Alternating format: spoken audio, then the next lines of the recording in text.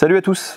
Allez, aujourd'hui, on a un truc très rigolo qui nous est prêté par Thibaut, qui se reconnaîtra, et qu'on remercie fortement pour ce prêt. On est sur un FN Herstal PS90. Vous l'avez reconnu, vous l'avez déjà vu dans les films, on en voit très rarement. C'est de l'exotisme pur dans tous les sens du terme.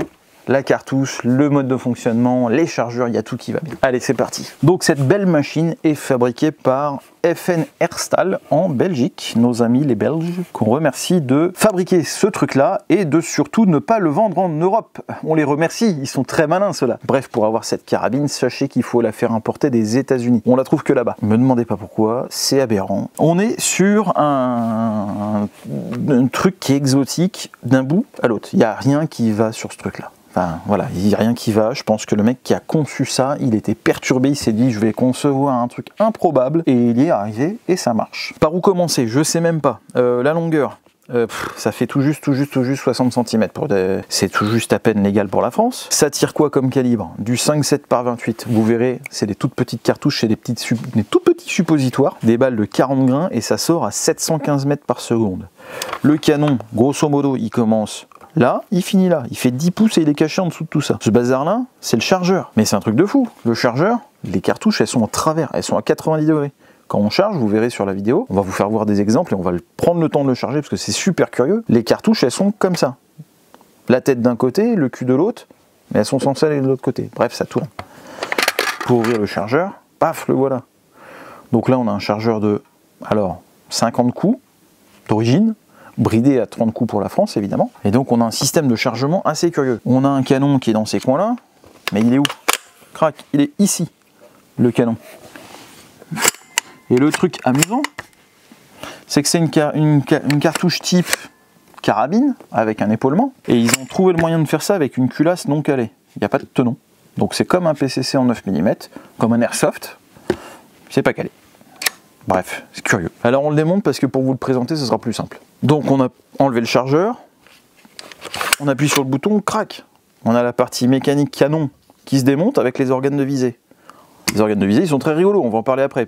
Celui-là, honnêtement, il est tellement exotique, je ne sais même pas comment vous le présenter à peu près logiquement d'un bout à l'autre. Le fil est rompu. Donc on a enlevé le canon, on a encore toute la masselotte qui est là, crac. Donc la masselotte avec la tête de culasse, vous voyez à quel point c'est tout petit? C'est tout petit. C'est mignon, c'est tout mignon. Bon du coup, on a quasiment plus que du plastique. Hop. Et enfin, pour démonter le départ, c'est simple, hein. On attrape le petit levier, on le lève, et on sort le départ. Et regardez là le truc de fou. HMR, oui, c'est du plastique. On a un chien, un marteau en plastique, j'ai jamais vu ça. Le disco, il est en plastique, tout est en plastique. Truc de fou. Donc là, on a démonté quasiment 90% de la machine. C'est très curieux. Grosse curiosité, donc coût de fabrication inconnu, sûrement pas très cher, puisque c'est full plastoc, c'est deux coques rallongées, raccordées l'une à l'autre. Voilà. Donc évidemment, les points de graissage, comme d'hab, toute la partie mécanique qui va être en friction. Et là, même avec du plastique, je dirais qu'il faut lubrifier. Allez, on va le remonter. Tac. Tac. Bon, la tête de culasse, alors toute cette partie-là doit être lubrifiée, c'est une évidence, puisque c'est quand même de la mécanique. Donc, pas de doute, on lubrifie tout ça. Ensuite, le ressort ne tient uniquement que le levier d'armement, le système de levier d'armement. Donc quelques gouttes de lubrification sur les deux rails, et puis c'est tout.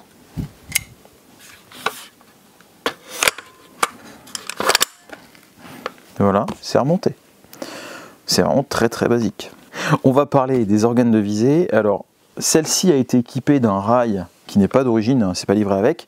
Donc Thibaut a décidé de mettre un rail pour pouvoir mettre un optique particulier.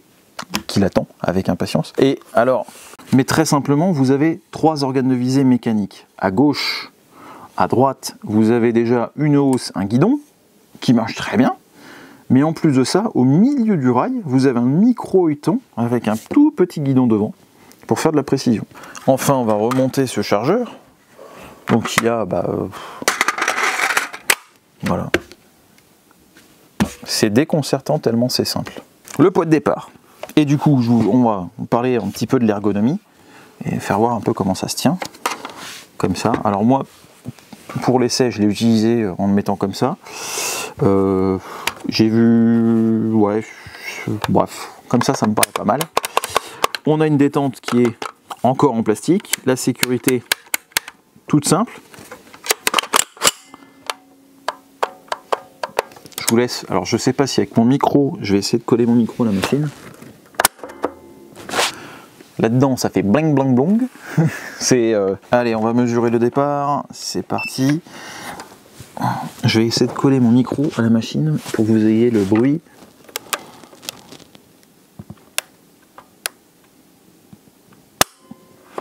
« 3,2 kg, 3,1 kg 100. 3,2 kg. Ça fait cling, ça fait... On entend les ressorts vibrer dans les coques en plastique, c'est curieux. Allez, passons à l'essai. Sois sympa, abonne-toi si c'est pas déjà fait, abonne-toi. Pour toi, ça change pas grand chose, mais pour nous, ça change pas mal de choses parce qu'en fait, on sera plus visible, donc plus de vues, plus de likes, plus de plein de choses. Allez, plus. C'est facile.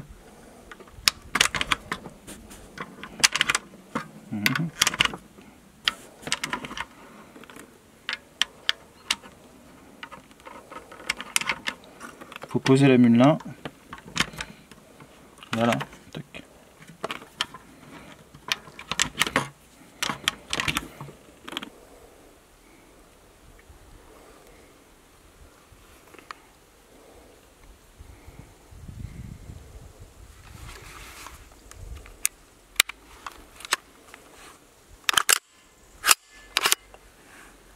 T'as le canon.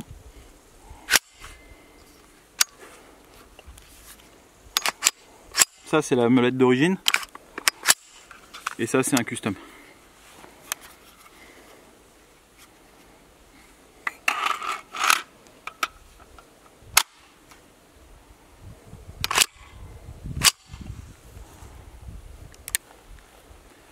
Ah c'est curieux, c'est très compact hein.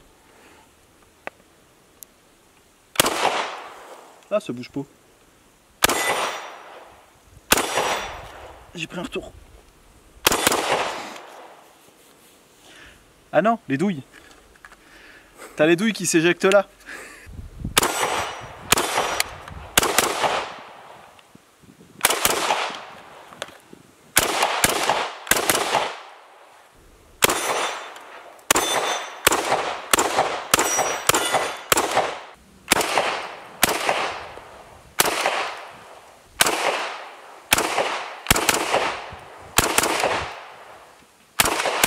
Top. Laisse-moi tirer les deux. Alors, ce P90 à l'essai, c'est compliqué de donner un avis. C'est curieux, c'est très curieux à essayer. Ça fait partie des trucs totalement exotiques, comme un 500 Smith, comme un 50 AE en Desert Eagle, comme des carabines un peu improbables de la guerre ou autre. Tout est, j'insiste, en fait, tout est exotique. Tout est curieux, c'est complètement à l'opposé de ce que vous avez pu déjà essayer de ce style-là. Même un FAMAS, c'est pas du tout pareil. Enfin, bref, tout est très curieux. Tout. Les choses assez amusantes, les premiers coups qu'on tire, c'est quand même une carabine qui est très compacte. J'en ai pas parlé, mais l'éjection, non, c'est là. C'est là. Donc les premiers coups qu'on tire, le truc super curieux, c'est que vu que j'ai un volume, un pectoral très important, en fait on sent les douilles tomber et claquer sur nous quoi. Donc première chose, on se demande mais qu'est-ce que c'est qu'une bestiole qui est là? Bah non, c'est pas les bestioles en fait, c'est juste les douilles que vous prenez un petit peu sur vous. Parce que l'éjection est là. D'ailleurs j'ai oublié de vous dire, mais ils ont même conçu une fenêtre d'éjection, un peu comme une fenêtre d'AR-15, pour pouvoir fermer la carabine si jamais vous transportez la carabine dans un milieu poussiéreux. qui se réouvre évidemment quand on va raquer la carabine. Le calibre 5,7/28, alors ça coûte une fortune à faire fonctionner évidemment, les cartouches sont pas faciles à trouver. Le système de chargement est très simple. On pourrait croire que c'est compliqué, mais non, ça va très très bien. C'est rigolo, c'est curieux. Vous voyez, vous avez votre volume de cartouche qui est visible. Ben on est là. Donc en fait, l'œil il est tout de suite sur le volume de cartouche. Donc c'est intuitif. Le départ, il est horrible. Je suis méchant, je dis horrible, mais ça passe encore. Mais pour une arme de guerre avec un canon court, ça passe.